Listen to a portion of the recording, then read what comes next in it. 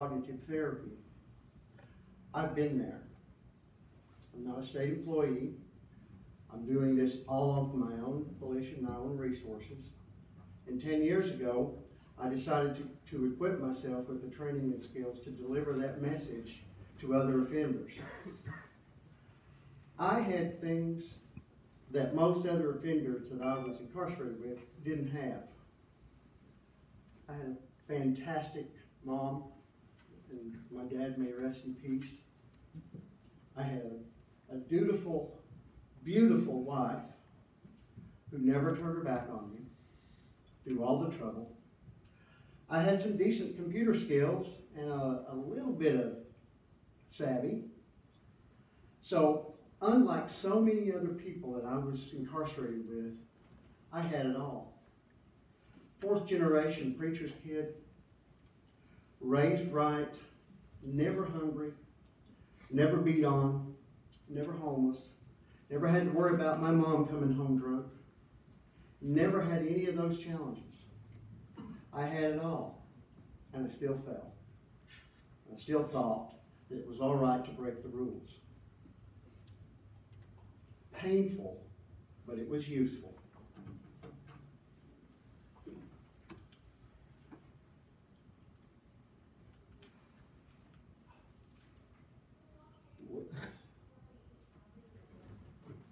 I'm so taken.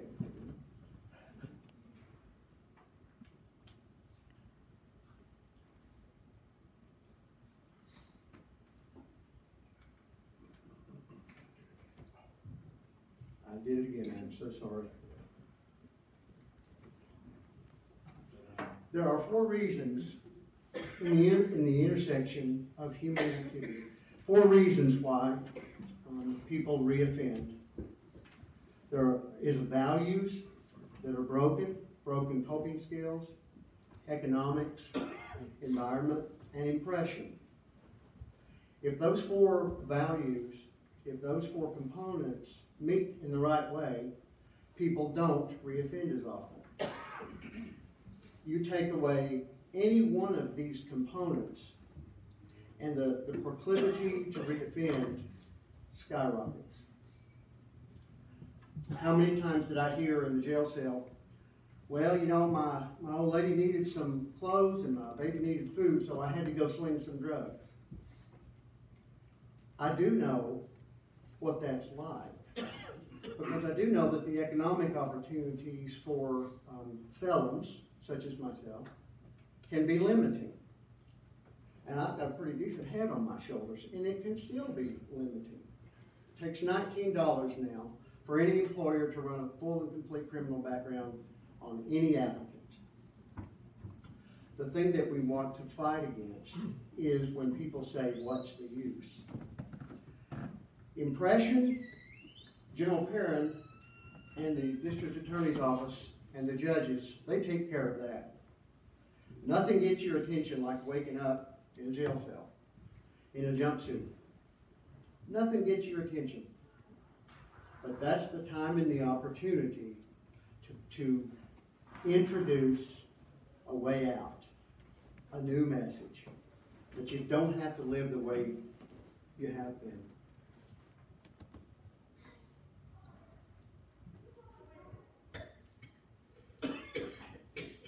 In Florida, they've reduced recidivism from 73% to 14%. Sheriff Cassidy, what would that do to our jail population if we could lower that recidivism rate? It reduces Substantially. What would the impact be on the lives of those offenders and their families and their future victims if they don't reoffend? They'd be productive members of society. Exactly. In Florida, they did it with faith-based volunteers and values-based cognitive therapy. If you don't believe in right or wrong, you'll make the wrong choices. If you have economic triggers, you're tempted to make the wrong choices. In Florida, they have done an amazing job, and they've maintained their insularity from constitutional challenge because they volunteer. And that's all I'm doing here. That's all. Our company is here. CFO Scott Shipley from Los Angeles. Our CEO, Dr. David Weaver from Nashville is here. We're here to say we volunteer. We've got a program called Give Me 4, and we'll change a life. 4 hours a month for our volunteers, and we'll change lives. Certainly, I'm putting my money where my mouth is on a number of levels because people care about me. And there's 800 or more people just up the road, most of them who think nobody cares. And what's the use? And when they come out the door with what's the use, they will come back in very quickly. Very quickly. Our program speaks to the triggers that I've talked about. Money, addictions, peer associations, destructive values, broken families, all those things are triggers. All those things. An addict can get derailed by something that goes wrong. They get their lights turned off. Lord knows I've had that happen to me enough in my life. And the pressure's on. They lose visitation rights because they're not paying child support. And the pressure's on to go use, to divert, to suspend reality for a while. So while we can eliminate those pressures, we teach how to deal with them. We teach how to cope. The thing that I loved about the 12-step program called Moral Recognition Therapy that I went through down on Sullivan Street when I was released from custody and was out on probation was that there was an image of a round circle and a jagged circle. And the simple message was, we're not born jagged, broken people. Things happen to us. And we develop responsive, broken coping skills. But those bad coping skills can become and relearned to good coping skills. It's not easy, and it's low yield. From a percentage standpoint, maybe 5 or 10%, once you eliminate the pathway to a better life, will actually take it and make something out of themselves. But I did.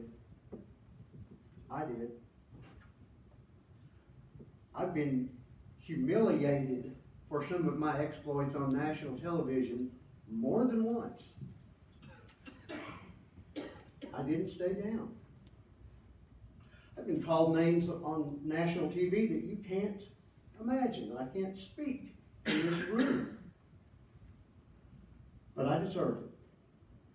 And I've learned to build a house out of the rocks that others throw.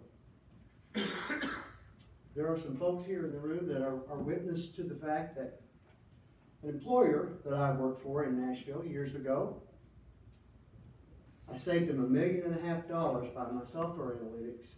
And when I asked for a $5,000 raise, he shoves my jacket at me with all my charges. A jacket that I had provided, and said to me, you need this job. I know what it's like. And it is overcomable.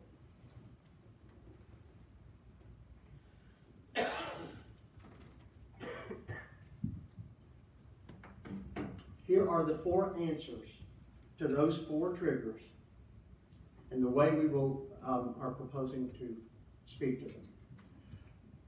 Number 1 is the impression. I won't have to speak to that. Anyone that knows anything about what it's like to go through the criminal justice system, it makes an impression on you. 2 is values, and that's where the 12-step moral recognition therapy program that both I and Irene Hopkins, who is the wife of our pastor at Kendrick's Creek, and she's also certified to teach the same 12 steps. She went to Memphis just like I did, and equipped herself with the ability to deliver the right kind of value system. Number 3 is the hard one. It's the hardest one. And that is, how do you make a living if you've got a record?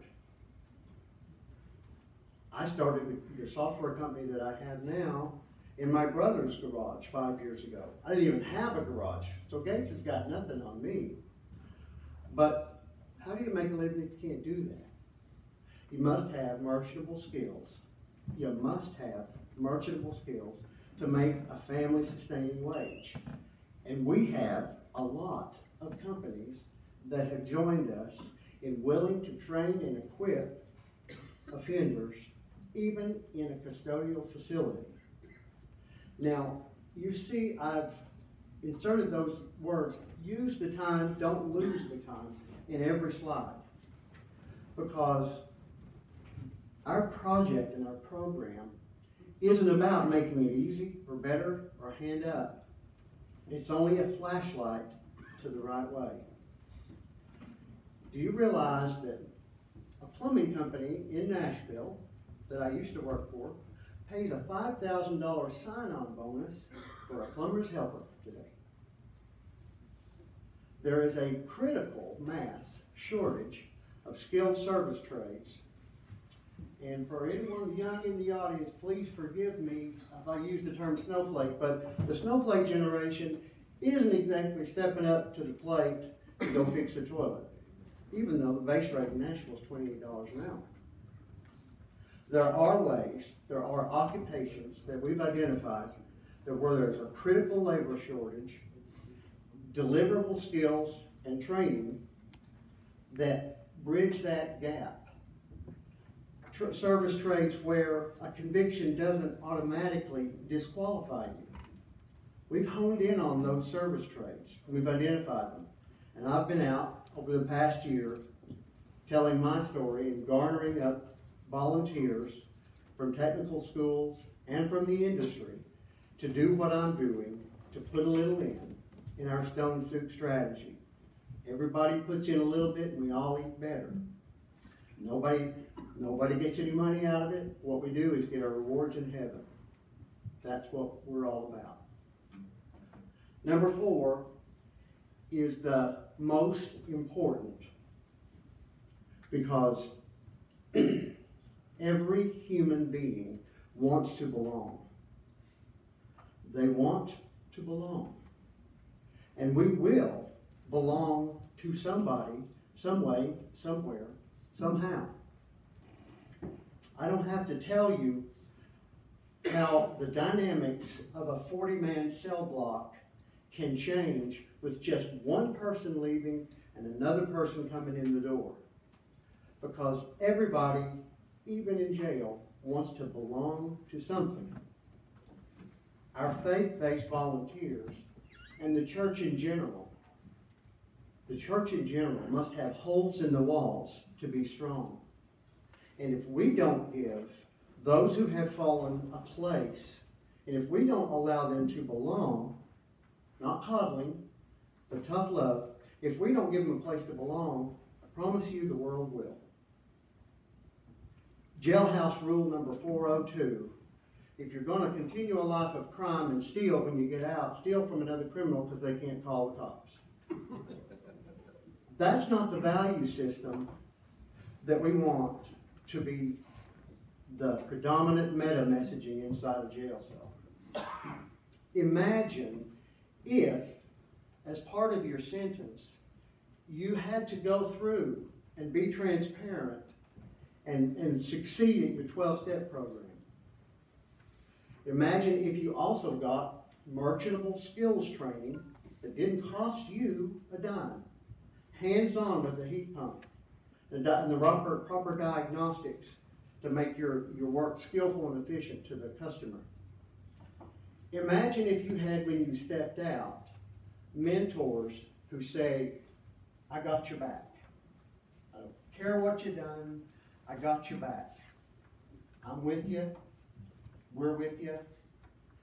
And imagine if it were transparent. I am a big believer in transparency. Just jump through and hurry up here.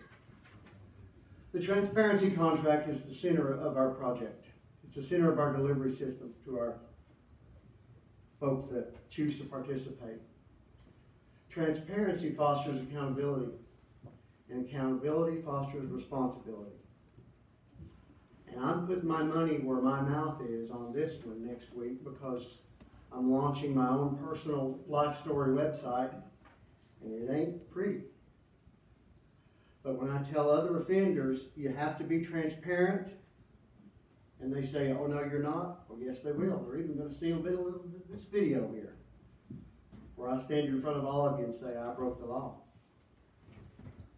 I can also say, and General Perrin can attest, I keep dragging him into this, so that I made it right with all 14 of my victims, times 2. Public record. When Judge Cupp here in this jurisdiction unbound my convictions and ended my cases, he put it in the record that I had made full restitution, every fine, every fee, every court cost. The offenders in and out of our jails today don't have a sense of what that even matters. But it does matter. Because while God may have forgiven me at the moment I asked for forgiveness for my sin, my crime, on earth we have to fulfill the consequences of what we've done. It is not enough to say, God forgives me, you got to also. In this room, although I won't embarrass them, in this room there are people that were victims of my embezzlement. And they are made whole, and I've made peace with them. I asked them to be here on purpose. You can go to my Facebook site. I open it up to the whole world. You can look in on me, and you don't have to friend me to see it. You'll see more than a half dozen members of 2 different sheriff's departments that were once tasked with hunting for me when I took off in 1996. I came back, wasn't brought back, made friends with them. I had a little computer fixing business over in the jail in Wise County for a while. It worked out pretty well. But I made it right. And if you're unwilling to make it right, you're always walking around with guilt. When you're guilty, you're paranoid. And when you're paranoid, you think the world's against you. Those are the broken mechanisms that we speak to in our 12-step, and I lived it. I lived it. The pyramid is the last thing that I'll touch on in terms of what we do. Duties before obligations, obligations before desires. For most offenders that I shared a cell with, that pyramid's upside down. I had a friend in the arcade business who extolled the virtues of the business because he said people will come and entertain themselves and let their lights be turned off. When you don't adhere to your duties, and I've enumerated them on the right, and every offender has to check off on their tracking database these duty fulfillments. If you don't fulfill your duties, you're going to be off balance. If you don't fulfill your obligations, your relationships are going to get out of whack. Your desires come last. That is a key message of moral reclination therapy.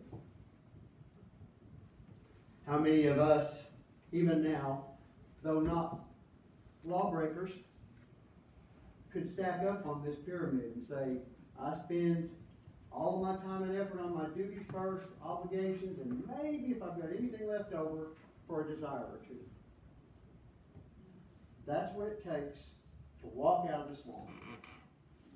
Duty before obligation, and obligation before desire. I've talked about the service trades that we've identified. The faith-based army of church-based volunteers. The day that I got out of jail here in Bluntville, I went home to 604 Whispering Way in Colonial Heights, and a God-man, angel sent, came up to me in the driveway and he said, I hear you play a pretty mean piano. He said, won't you come and play the piano at my church? I said, well, I don't know if you know where I just got out of. May not want me playing the piano there. And he said, did you make it right? Did you confess your sins? I said, yes and yes.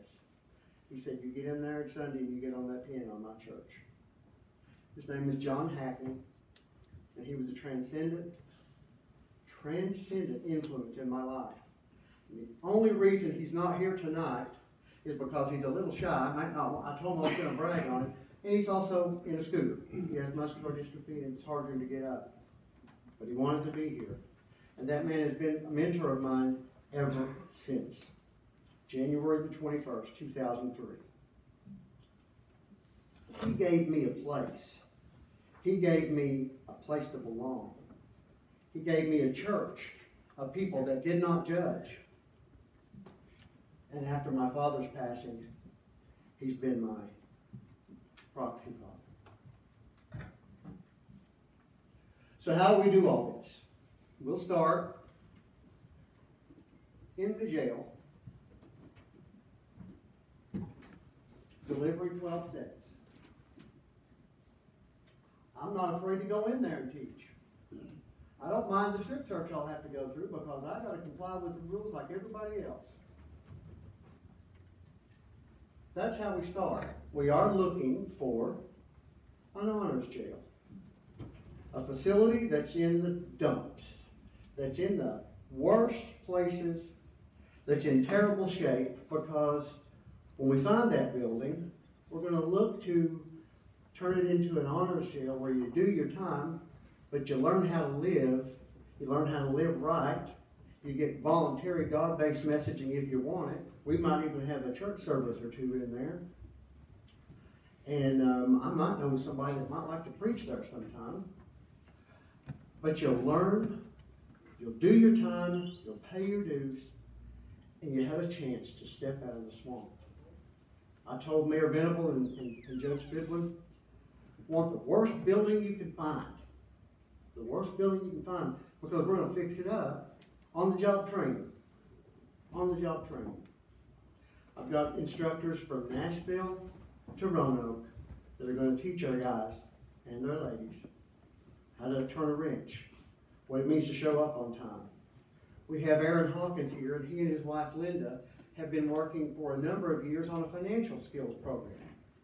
I'll bet you that maybe 1 out of 100 in the jail even know what their credit score is and how important that is to modern life. Aaron has spent years developing a very sophisticated program for helping people get a handle on where they live in their finance and how to find it. All those things are skills that most of our offenders don't have. Their idea of managing a bank account is what's in their pocket. And the funniest thing to me, it is a truism, the funniest thing to me is you see all these glamorized roles for drug dealers and all the cash in the briefcases and all that. And I found the drug dealers that I was locked up with to be the brokest guys in the block. They were borrowing money for a candy bar. Our offenders don't know how to manage their lives. And if we don't give them a shot to change, they'll be back.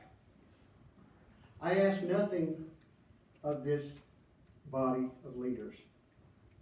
We're going to start teaching. I'm out hunting for a building.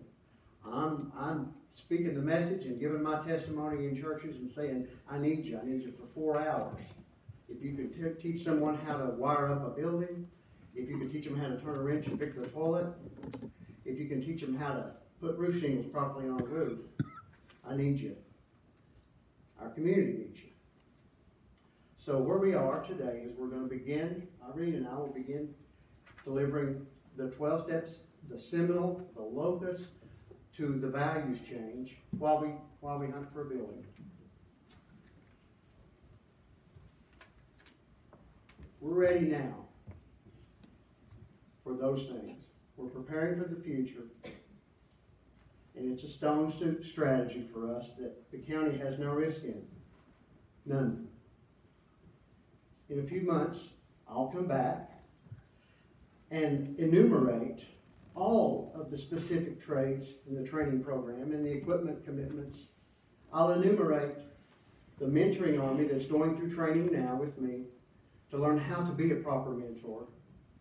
I'll enumerate all of the jobs that we've created openings for. And then we'll say, give us the worst rundown place you got and see if we can change some lives. Those are the predicates. Those are our measuring sticks, our markers. And I will say one more thing, and I'll thank you very much, Mayor, for this time. I've specialized in my technology career in real-time information acquisition and analytics. Working for, believe it or not, a plumbing company in Nashville, I discovered that the value and the appetite for real-time information, once ignited, never goes away. And so I've applied that principle to my government work and to my artificial intelligence, which predicts who should go on the call to make the most money. But that real-time action and intervention is part of our technology and tracking system for every person that goes through the program. I know, having been on probation and having worn an ankle bracelet for a while, that sometimes it might be a week or more after somebody's gone off the rails before anybody even knows. In our work that we do, we have to make our customers aware when a piece of equipment has left the van in the middle of the night within 60 seconds. The stakeholders will have visibility on our participants, and they have to give us the right for that visibility. It will be secure, it will be operated by the Sheriff's Department and the court system, but it will be real time. Consider how difficult it would be to go out and get some blow if you knew that 2 minutes later, we'd know it through the system that we're building, through the monitoring, and the officers who are closest to you would know where you are and what your status is. That is what technology is possible. That is what I've already sold a copy of to the federal government, because it works. That won't cost this county anything, and I'll tell you why.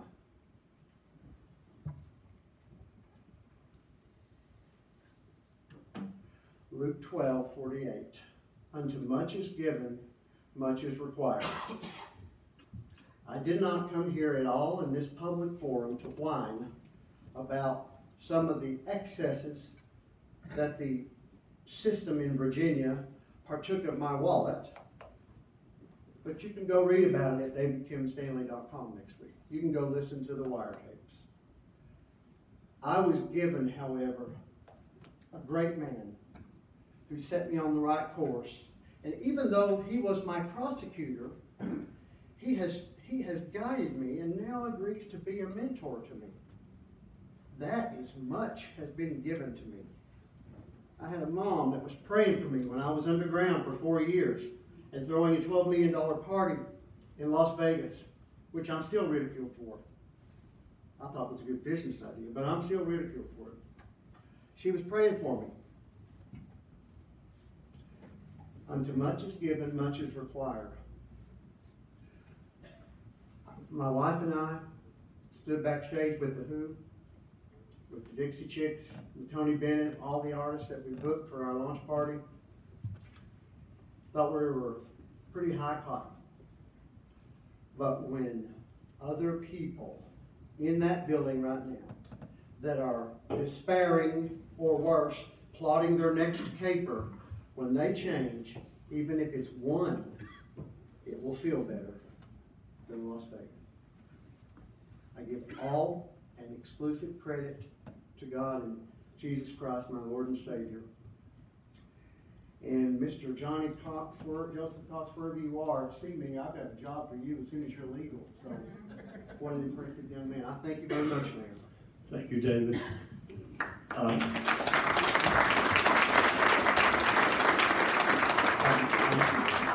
I appreciate you pointing out General Perry, and I know it's a very important person in your life, and I'll be able to do that. And to stay out of trouble in my church, I certainly have to recognize Ms. Irene Hopkins.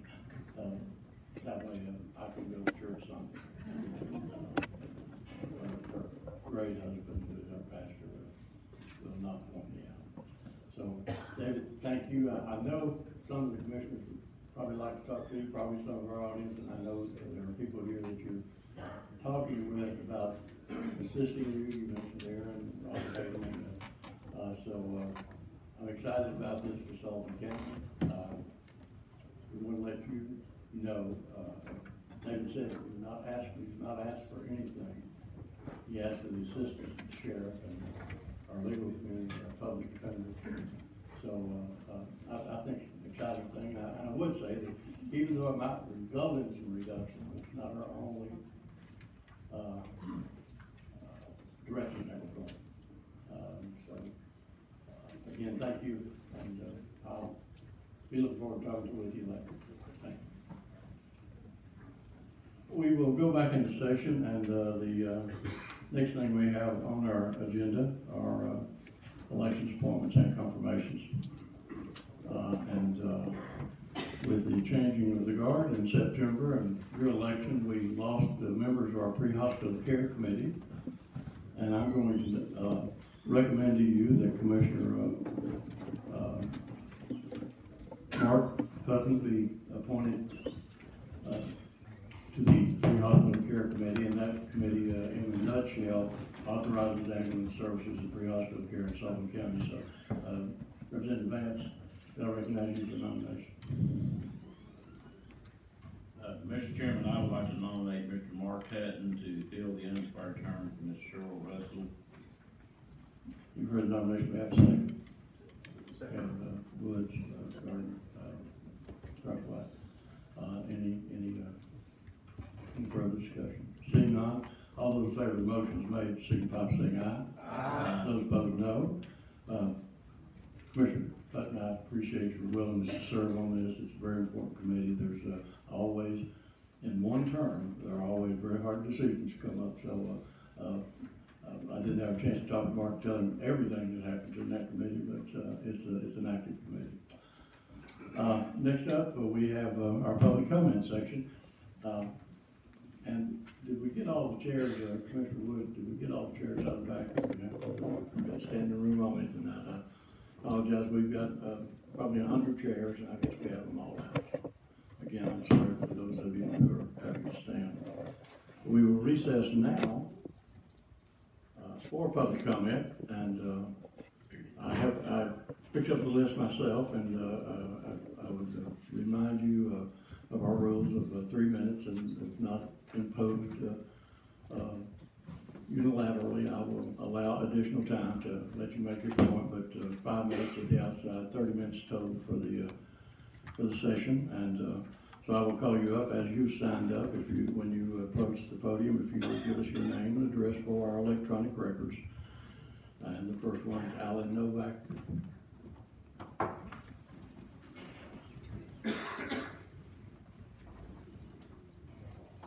Mr. Novak, welcome. Thank you. I'm just glad I didn't have to follow your presentation. That was excellent. Thank you. It's very different. My name's Alan Novak. I'm at 141 Rocky Branch Road in Blumpville. I want to thank you all for the opportunity, Mr. Mayor, and all the commissioners here. I'm here tonight to speak strongly against a resolution that you'll find in your agenda packet. As I read the resolution, the Sullivan County Highway Department seeks to spend $3 million in one binge of equipment purchasing, and I'd like to make a couple of points about that. Now, I do have my doubts that there is a critical maintenance issue in the Highway Department. If there was a critical issue, it would be associated with a couple, maybe several pieces of equipment. So I refuse to believe that one or two pieces of equipment are keeping the department from fulfilling its mission. If there were critical equipment issues, the Highway Department has an approved capital budget of over $500,000 in this fiscal year, which is enough to purchase your critical equipment. And I'm also pretty sure, in fact, I know that they've got a great fleet of mechanics over there who can help. I also want to point out that I don't know of any governmental or private entity in which such a wholesale turnover of capital equipment is authorized. I will tell you that no governmental or private entity does this. This department should not either, and the oversight organization, which is you commissioners for the highway department, should not authorize it. It seems like a massive, possibly historical expenditure. I think most of us here are fiscally conservative, and if you allow this department to obliterate half of their fund balance in one resolution, you cannot label yourself as fiscally conservative. There are many road needs in the county that can be addressed with more funding transferred from the fund balance, and these can be addressed entirely with existing equipment and be done adequately.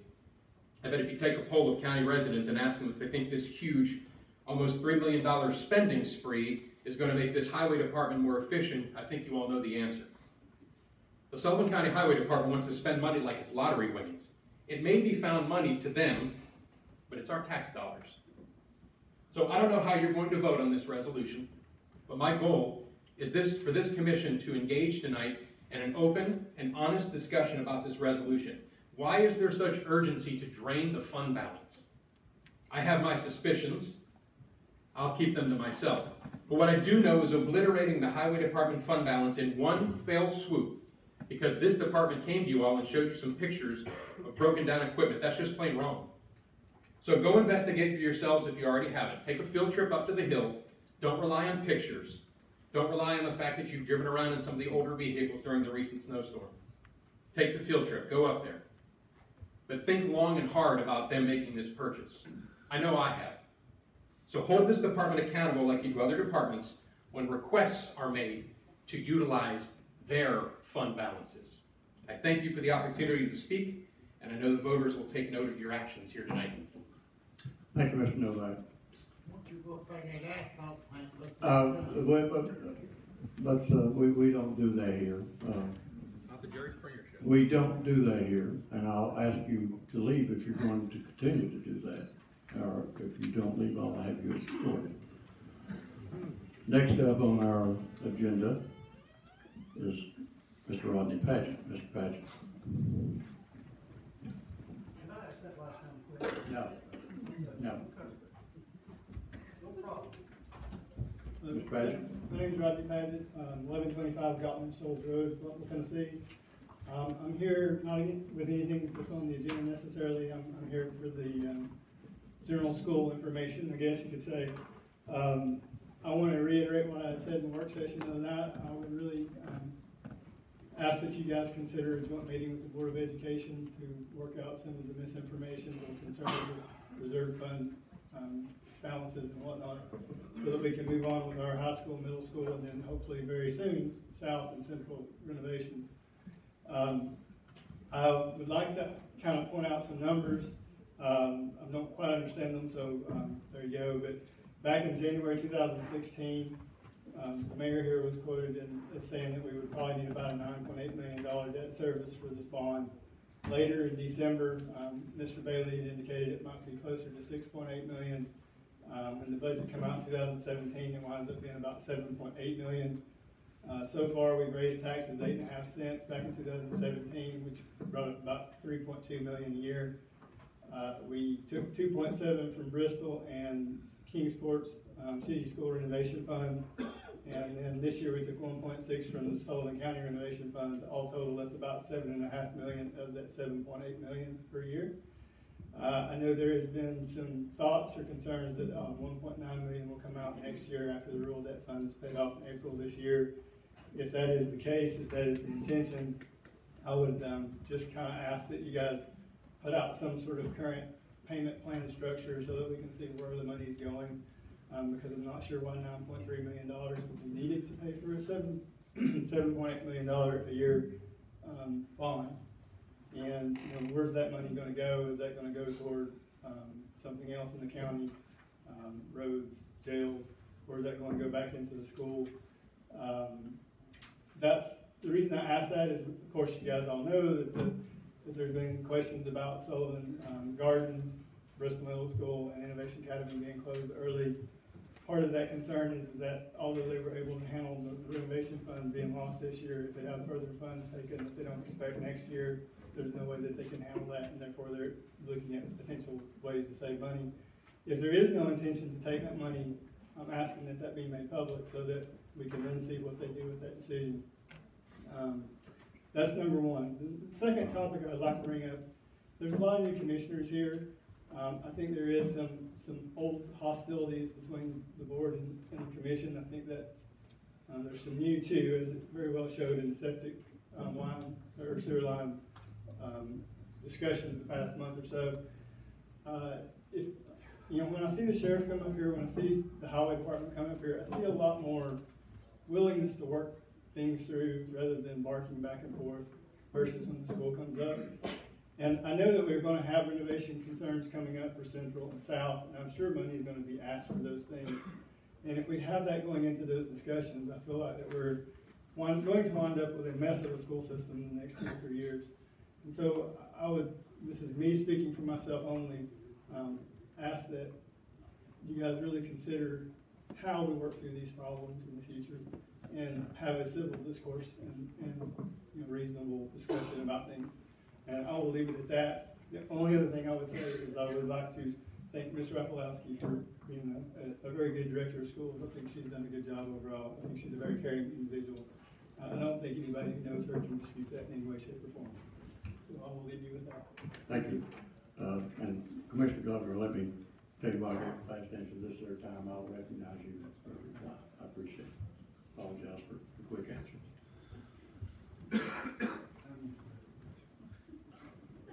Next up, Commissioner Broughton, at your desk, pretty well. In a way.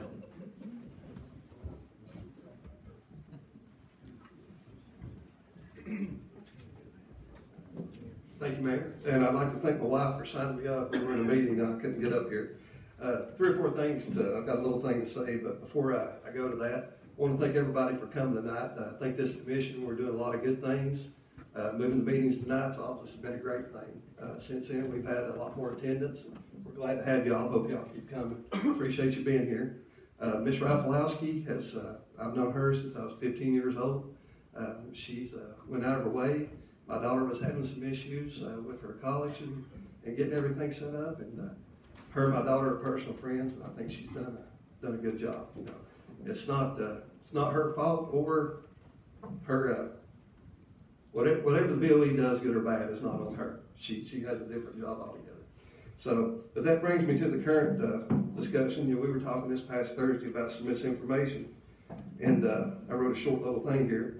Due to some misinformation, I wanted to clarify some facts. And to start with, this is just information only, because I didn't realize till last Thursday, some of the newer commissioners don't really understand the plan that was presented. You can go on the Sullivan K-12 website, and it'll fill in the gaps for you. But first, you know, we've heard talk of a revised school plan. There's no revised school plan that's ever been voted on. The facilities plan as listed online is the official plan voted on and passed by the BOE. The chairman of the board at the time, Dan Wells, explained it to me and other board members, both past and present, of those details. They are as follows. When West Ridge opens, Central and South will become the middle school feeders. North goes to the city, and there will actually be an increase of square footage. West Ridge will be bigger than North. So therefore, any savings will only be in the high school teachers' positions that are eliminated. The Central and middle schools, the Central will be middle school, and the feeder schools to Central will be Blumpville Middle and Holston Middle. When that happens, Holston Middle's utilization numbers will be low. The Indian Springs students are supposed to go to Holston, and Indian Springs is to close. A new elementary school in the Central Zone later is planned to house the Blumpville and the Central Heights elementary students. The new East Middle School feeders will be Bluff City Middle, Holston Valley Middle, and Mary Hughes Middle. The bulk of the savings from this plan come from closing the oldest buildings.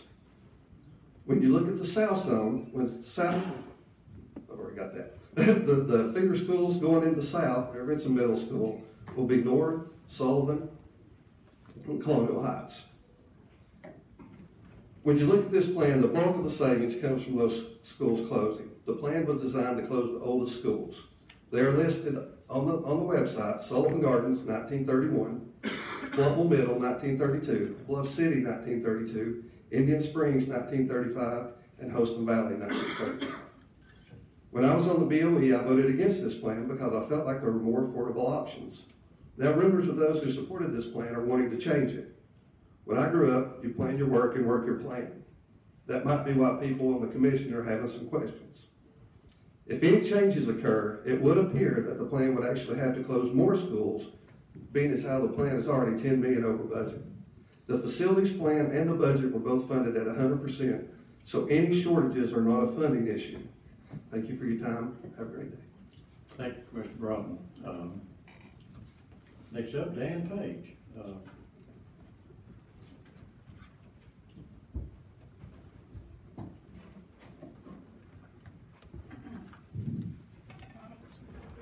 Welcome, Dan.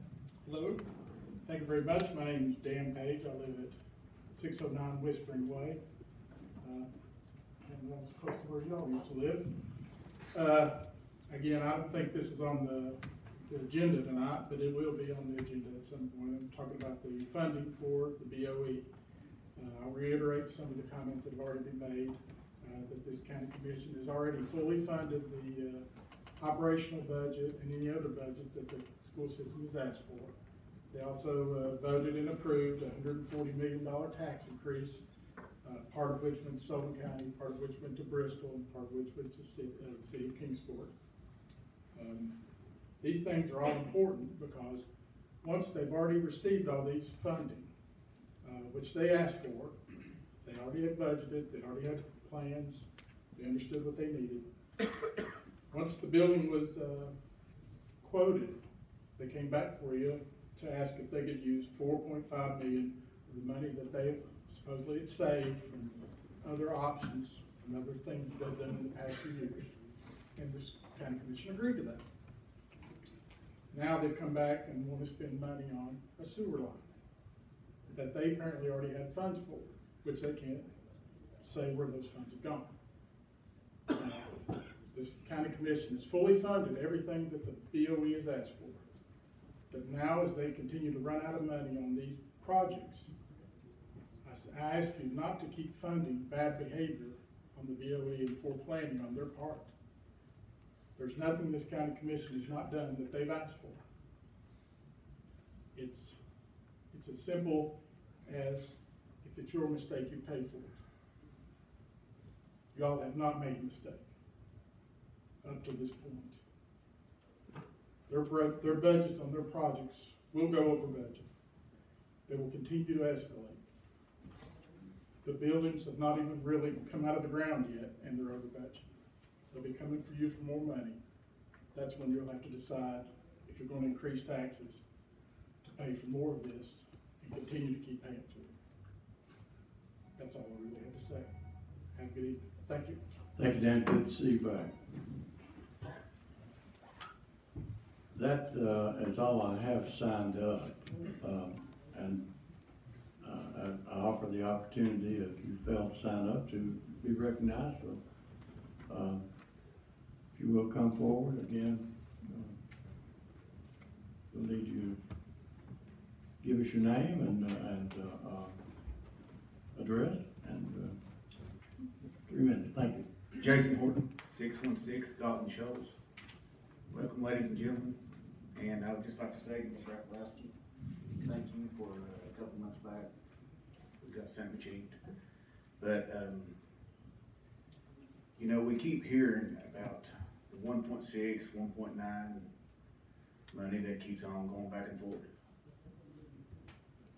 We really ain't gonna be able to get a solution on that until we actually know what all we're gonna have to pay for. We found out about a turn lane. We've got a piece of property that may or may not have already been paid for at the new middle school site. It's undevelopable. We're gonna have, we're $4 million over on the new middle school.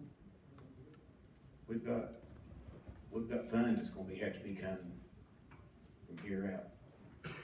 So really, I really challenge you all to ask for what all that we're really gonna have to pay for. Because you cannot find a solution to the problem if you don't know all the pieces of the puzzle. I mean, might be common sense thinking, but guys, we're gonna have a lot of money tied up in this. And I'm not up here advocating for you all to kill these schools.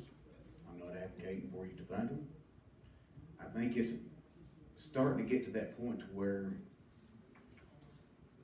what are we gonna do? We've got big decisions, we're in a mess. Everybody in this county knows it. Maybe we haven't helped at times. But that still don't change the fact that we've got a lot of expenses that we don't know about yet, and we need to know about them. We need to be asking for line item budgets. We need to be asking for a cost analysis. We need to be getting something on paper showing us what we're gonna be paying for. I don't know about you all, but I don't like getting surprises from one week to the next month. And that's kind of what we're getting every time. Then we get back to looking at this whole 1.6 renovation fund. They knew before they voted that they was not gonna have a renovation fund. They knew it, but they chose to go ahead and vote this in. I don't know what kind of sense, I don't know what the plan, but it's basically like this. If individuals knew that they was not gonna have the money whenever they voted for it, that's not your problem, that's not our problem. We find out through the newspaper that we're gonna have to close schools early. Where is that our problem? Then we find out we're gonna get sued because we've already gave money to have a sewer project done, and now we're gonna have to do it again.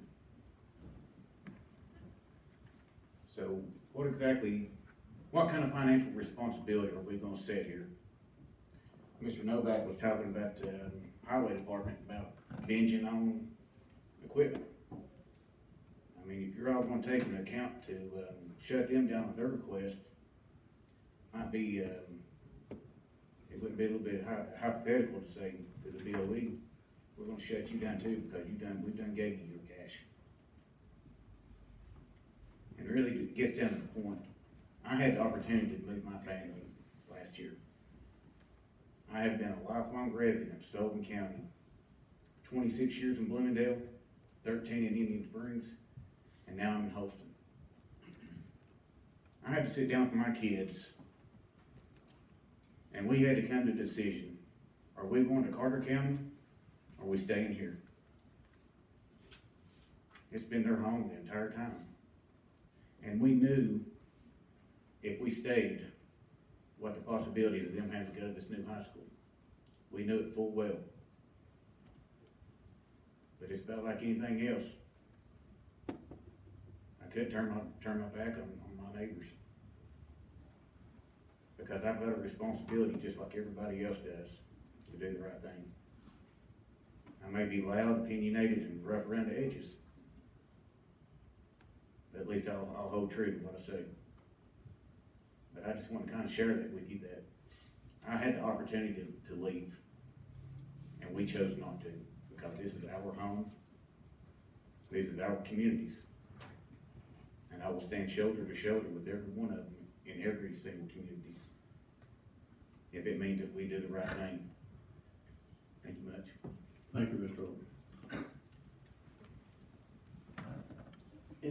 Anyone else would like to address the commission at this time? 3 minutes.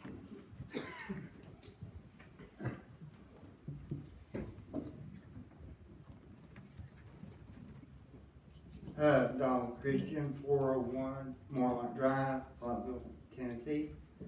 I'm not a parent, but I'm a concerned uncle, and great uncle, proudly. But I agree with the other two. We need to get a handle on the school board. We need to not give them money without a line item budget of what the money goes for. And I think they bit off more than they can chew, building 2 schools at the same time. I really do. And I think this is going to disrupt our children's lives. But last time they were saying they need 1.6 billion, a million more. I mean, where's it going to come from? Higher taxes for the rest of us. So I think the school board needs to learn fiscal responsibility and not get money from the commission without proving that they need it. And that's all I have. Thank you for coming tonight. Anyone else would like to address the commission for any reason?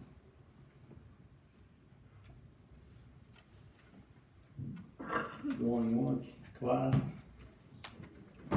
We're back in session. Recess is open for public hearing. Thank you all for giving us your opinion. We're happy to hear you. Happy to spend the time here.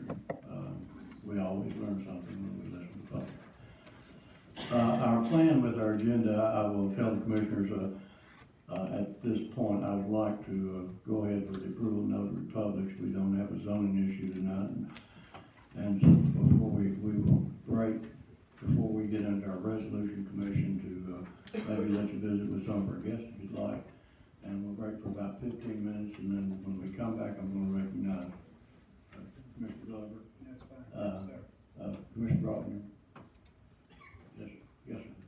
Is there any way we can get the PowerPoint from one of your presentations, Mr.?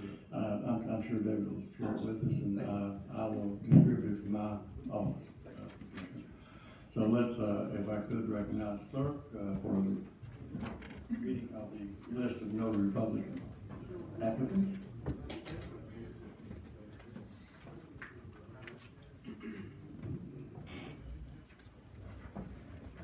Excuse me, Wesley Brewer, Lakin Buskell, Catherine K. Calhoun, Corey A. Cassidy, Shirley A. Churchwell, Sorsha Clendenin, Tina Kaufman Moss, Donald W. Cole, Danny F. Darnell, Amy M. Deacons, Michelle Deschamps, Susan Bragg Dolan, Samantha Donahoe, Heather R. Doobie, Catherine Farmer, Ellen S. Ferguson, Thompson D. Hensley, Amy Asher Howard, Tina O. Ison, Janisa Jones, Anissa Cottrell, Geneva A. Lester, Keisha Dawn McConnell, Amber L. McKnight, Karen B. Mills, Alicia Lynn Mono, George W. Morris II, Robert Myron Knifer, Miles Justin Knifer, Angela Ricker, Roy Eugene Richmond Jr., Nancy Lee Shelton, Jill Annette Smart, Lisa M. Snyder, Fonda L. Sowell, Lynn Lyle Stewart, William Taylor, Joyce Erling Wood, Mary Ann Woods, Rose Elaine Worley. You've heard the list. Does any commissioner have an objective to any name you've heard or wish to remove any name from further study? Seeing none, we have a motion to adopt the list. Commissioner Stanley, second. Commissioner Crawford, any discussion? And we have that on board. When board opens, please cast your vote on the list of notary publics.